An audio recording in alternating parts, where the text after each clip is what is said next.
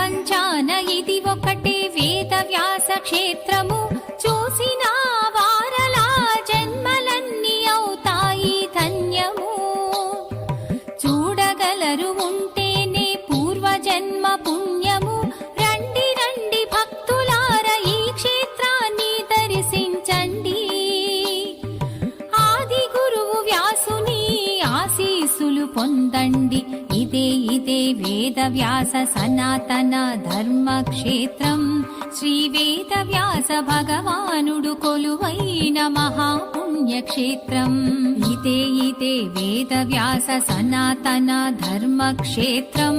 శ్రీ వేదవ్యాస భగవానుడు కొలువైన మహాపుణ్యక్షేత్రం.